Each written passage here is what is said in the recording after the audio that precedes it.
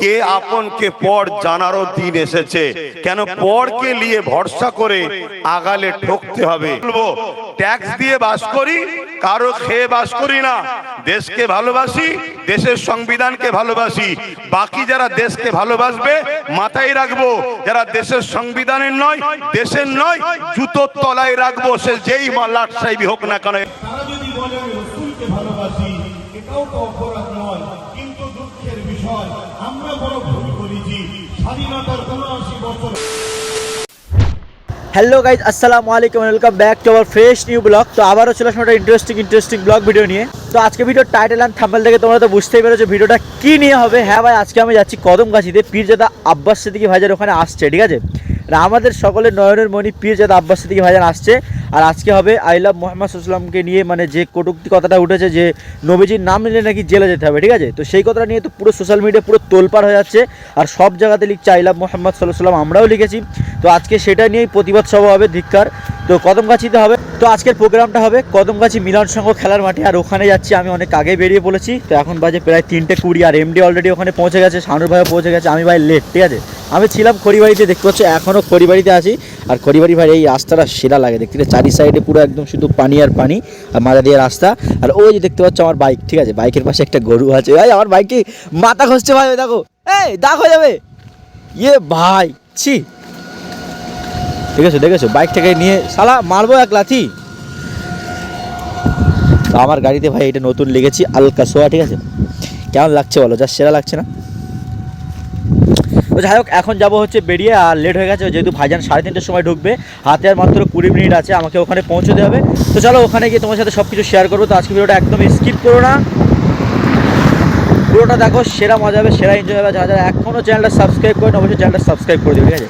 সামনে দিয়ে ভাই যে পরিমাণে হাওয়া আসছে না, এখান থেকে যেতে ইচ্ছা করছে না ভাই। জাস্ট লোকেশনটা একবার দেখো, ওয়াও, ঠিক আছে। এই সাইডেও পুরো ওয়াও, এই সাইডেও পুরো ওয়াও ভাই। মানে খড়িবাড়ি আসলেই ভাই এই রাস্তা থেকে যেতে ইচ্ছা হয় না, এত সুন্দর ঠান্ডা ঠান্ডা হাওয়া দেয় না, পুরো মনে লেগে যায়। তো চলো এখন আর বেশি ভাট বকছি না, ডাইরেক্ট তোমাদের সাথে মাঠে গিয়ে কথা বলবো, আর কীরকম কী করেছে, কীরকম কী সাজিয়েছে, কতটা লোক হয়েছে, সব কিছু আজকে এই ভিডিওটা থাকবে। তো একদম স্কিপ না করে পুরোটা দেখো। কী করছো ভাই, চ্যানেলটা সাবস্ক্রাইব করো। চলো যেতে যেতে কথা হচ্ছে ডাইরেক্ট প্রোগ্রামে, লেটস গো।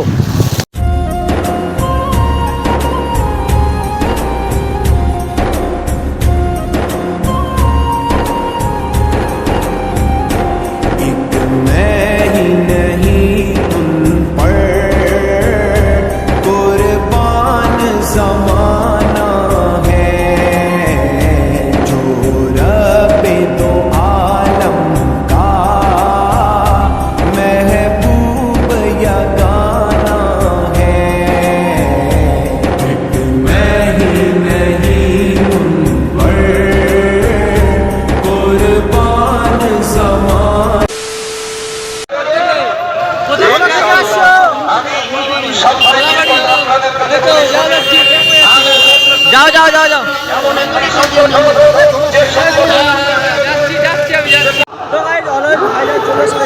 কত মানুষ এইদিকে ঢুকছে, আর ভাইজান এখন শুধু রোড দিয়ে ঢুকছে, তার আগেই ভাই লোক দেখো ভাই, ঠিক আছে। চলো এখন দেখবো ভাইজানকে, ঠিক আছে। আমাদের প্রিয় পীরজাদা আব্বাস সিদ্দিকী ভাইজান চলে এসেছে, দেখতে পাচ্ছ সামনে ভাই কত পরিমাণে লোক। ভাইজানের গাড়ির পেছনে দেখো একবার, জাস্ট কি পরিমাণে জাস্ট ভাইজানের সাথে শুধু লোক আসছে দেখো।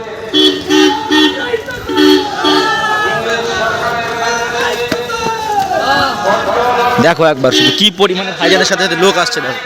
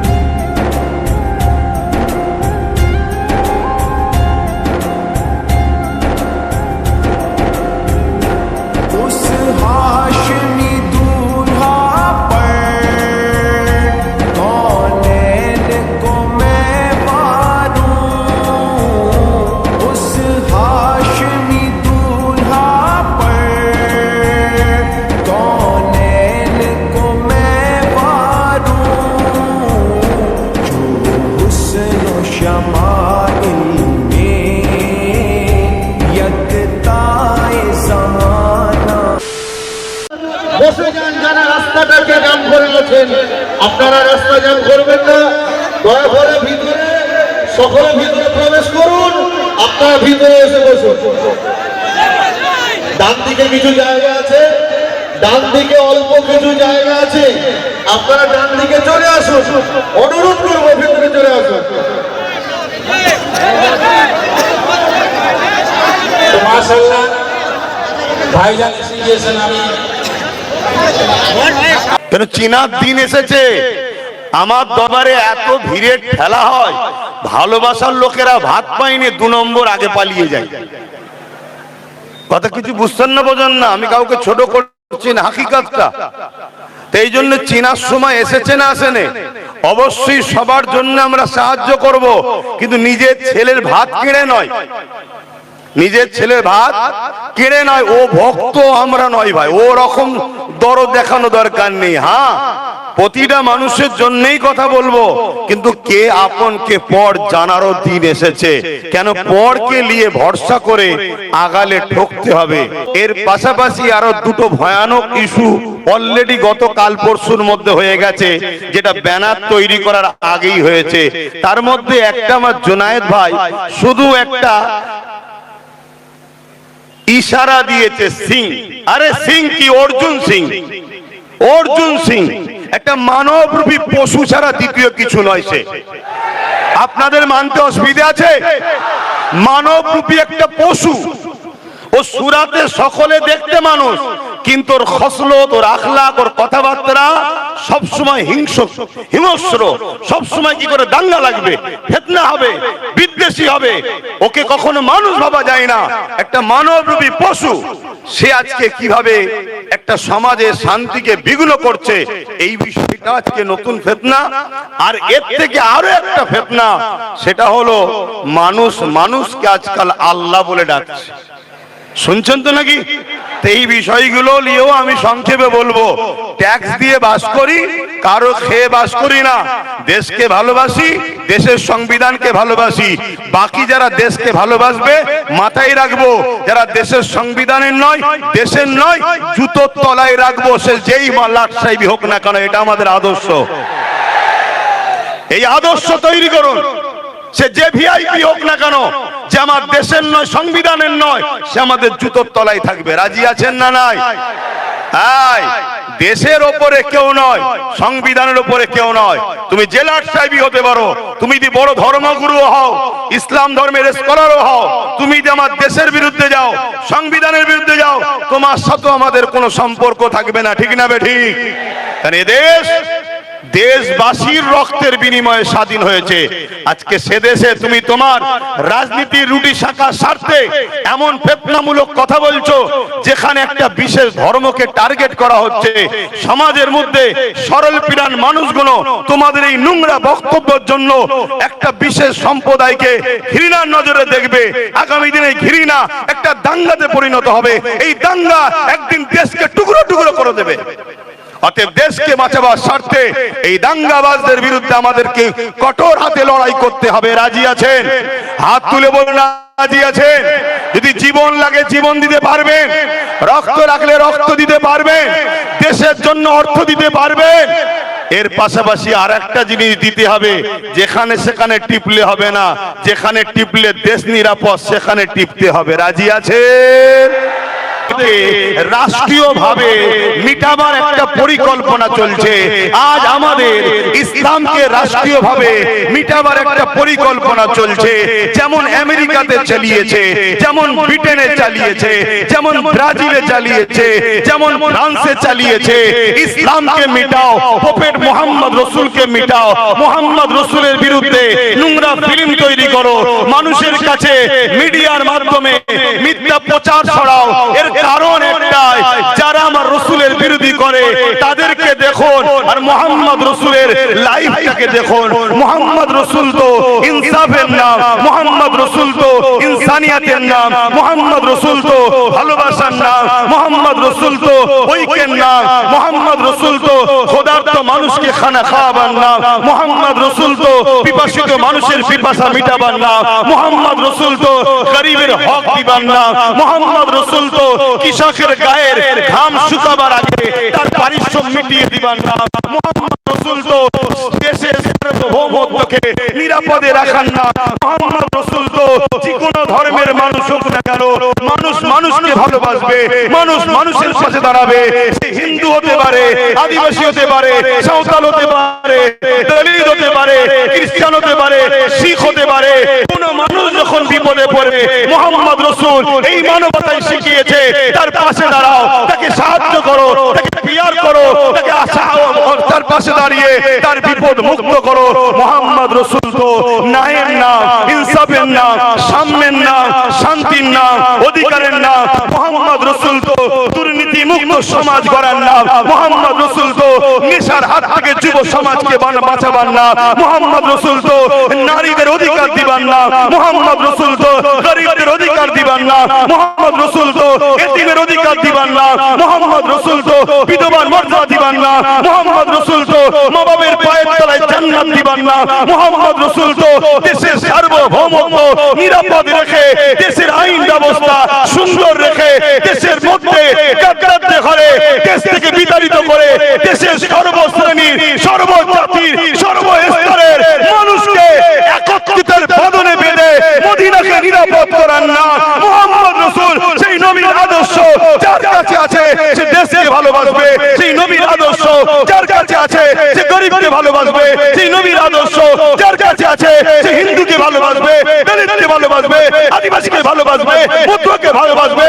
আজকের জালিম, আজকের ফেরাউন, আজকের নমরুদ, আজকের আবু জেহেল, আজকের উতবা, আজকের সাইবারা দেখছে মোহাম্মদ রাসূল যদি না থাকে, মোহাম্মদ রাসূলকে যদি প্যান্ট না খোলা যায়, মোহাম্মদ রাসূলকে যদি ভুলানো না যায়, তাহলে আমাদের জুলুম খতম হবে, আমাদের অন্যায় খতম হবে, আমাদের অত্যাচার খতম হবে। কেন মোহাম্মদ রাসূল শিখিয়েছে নিজের জীবন দিয়ে হলো অন্যায়কে মিটিয়ে ন্যায়কে প্রতিষ্ঠিত করো। এর নাম হলো মুহাম্মাদুর রাসূল। নারে তাকবীর, নারে তাকবীর, বড় ভাইজান হুজুর কেবলা, নারে তাকবীর।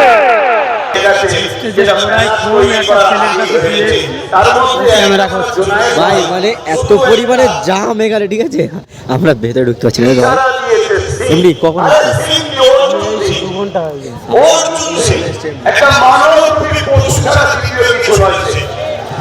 কি পরিমাণে জাস্ট একবার লোকটা এখানে দেখো, ঠিক আছে প্রচন্ড পরিমাণে লোক, প্রচন্ড পরিমাণে ভাই সব দেখো, গ্লেজ দেখো।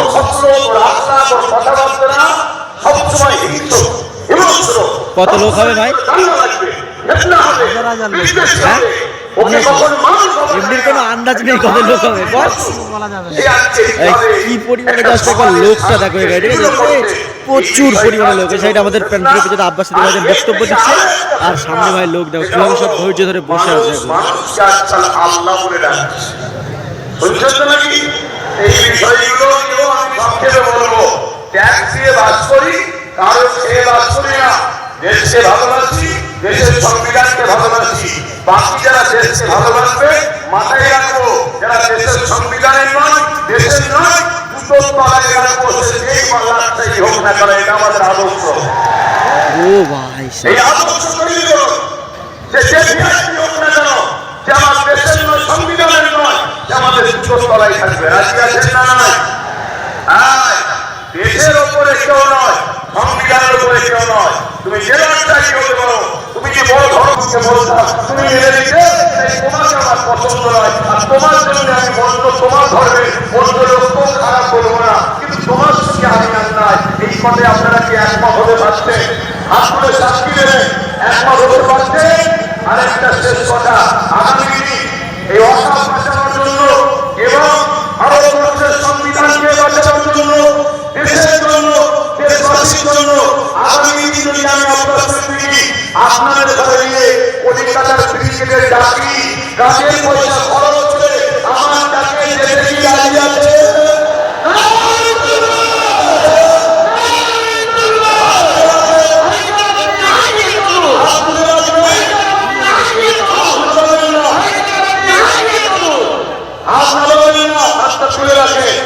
একটু দেখবেন ডায়ে বায়ে কেউ হাত তুলতে বাকি আছে কিনা। ভাই কেন দেখতে বললাম, ভাই কেন দেখতে বললাম? তার সাথে ঝগড়া করবো? ঝগড়া ইসলাম শিখাইনি, আমরা শুধু চিনে দেবো এ আমাদের নয়।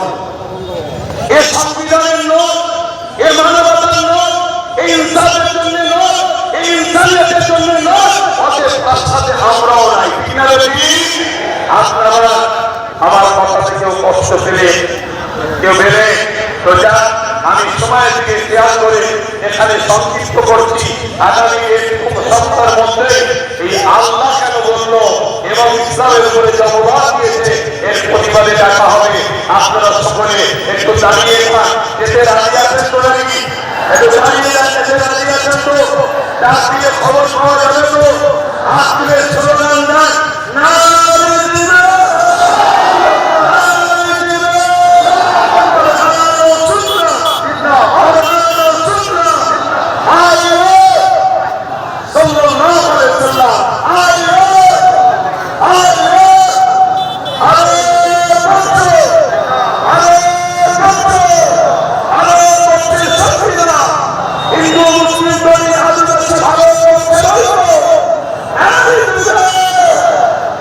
আপনারা আস্তে আস্তে যাবেন,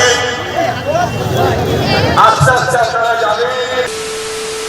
তো গাইজ এই মুহূর্তে জাস্ট প্রোগ্রামটা শেষ হলো, দেখতে পাচ্ছ স্টেজ থেকে সবাই নেমে গেছে আর ভাইজান অলরেডি চলে গেছে বেরিয়ে, আর পুরো মাঠ পুরো ফাঁকা হয়ে গেছে, মাঠে আর কেউ নেই, আস্তে আস্তে সবাই বাড়ি চলে যাচ্ছে। আর এই হচ্ছে আমাদের মিডিয়া ভাই। ভাই আসসালামু আলাইকুম। বাবু এইদিকে তাকাও, সাইডে আবার ইউটিউবে ভিডিও করছে, ঠিক আছে? সাবস্ক্রাইব কত হলো বল? এই লজ্জায় পালাচ্ছি কেন বল? তো সাইডে এখন ইউটিউবে ভিডিও করছে, আস্তে আস্তে এগিয়ে যাবে ভাই। ভাই এগিয়ে যাবে, হ্যাঁ কোনো সমস্যা নেই, ফুল সাপোর্ট। তো চলো এখন যাবো বাড়ি থেকে, যেহেতু সন্ধ্যা হয়ে গেছে আর আমি এসেছি সেই সকালবেলা বেরিয়েছি ভাই, কাজের থেকে ডাইরেক্ট প্রোগ্রামে চলে এসেছি। আর এই যে দেখতে পাচ্ছি সামনে এমডিও ভিডিও করতে চলে গেছে। আর স্টেজটা আমি আসার পরে এইমাত্র জাস্ট স্টেজের সামনে আসার চান্স পেলাম, ঠিক আছে? এত পরিমাণে লোক, আমরা ছিলাম সেই ওই রাস্তার ওখান থেকে এখন এখানে এসেছি। দেখতে পাচ্ছি স্টেজ পুরো খালি, একজন নামাজ পড়ছে স্টেজের উপরে। ভাই দেখো একবার জাস্ট, মানে ভাইজানের পতাকার কালারে স্টেজ সাজিয়েছে, ধিক্কার সভা, উপরে অনেক রকম ফ্ল্যাগ দিয়েছে। আর এখন জাস্ট লাইট ফাইট জ্বালিয়ে দিয়েছে এখানকার, আর এখন পুরো মাঠ পুরো খালি। তো মোটামুটি প্রোগ্রাম শেষ হয়ে গেল। এমনি বল কেমন লাগলো প্রোগ্রামটা? খুব ভালো লেগেছে। আর সব থেকে বড় কথা হচ্ছে আপনারা যারাই প্রোগ্রাম করছেন, ঠিক আছে, মাইক সেটটা একটু বাড়ানোর চেষ্টা করবেন। আর ভাই আমি একটা জিনিস খেয়াল করেছি, দেখ এমনি শোন, যেখানে প্রোগ্রাম হয় না সেখানকার ছেলেদের একদম এটা কিন্তু ভাই ঠিক না। সবাইকে চান্স দেওয়া দরকার, সবাইকে ভাইজানের ভিডিও করতে দেওয়া দরকার, কারণ আমরাও তো ভাই অদূর থেকে আসি জাস্ট ভিডিও করার জন্য। এটা যদি না হয় তাহলে এমনিই তো রাগ হবে। আমি এটা অনেক জায়গায় দেখেছি, যেখানেই যাই সেখানেই ভাই, যে গ্রামে ভাইজান আসে সেই গ্রামের ছেলেরাই ভাইজান নিজেই বলে দিয়েছে, ঠিক আছে, 100%-এর মধ্যে 2% থাকবেই। হ্যাঁ এটা 100বার। তো চলো আজকে ভিডিওটা কেমন লাগলো অবশ্যই কমেন্ট করে জানিও। আর এখন যাবো বাড়ির দিকে, যেহেতু প্রোগ্রাম পুরো শেষ আর আমরা বেরিয়েছি অনেকক্ষণ আগে, ঠিক আছে? তো এখন যাবো বাড়ির দিকে। আজকে ভিডিওটা বেশি বড় করলাম না, আজকের এই ছোট্ট ব্লগটা কেমন লাগলো অবশ্যই কমেন্ট বক্সে কমেন্ট করে জানিও। দেখা হচ্ছে নেক্সট কোনো ব্লগ, ততক্ষণের জন্য take care, bye bye and love you, tata.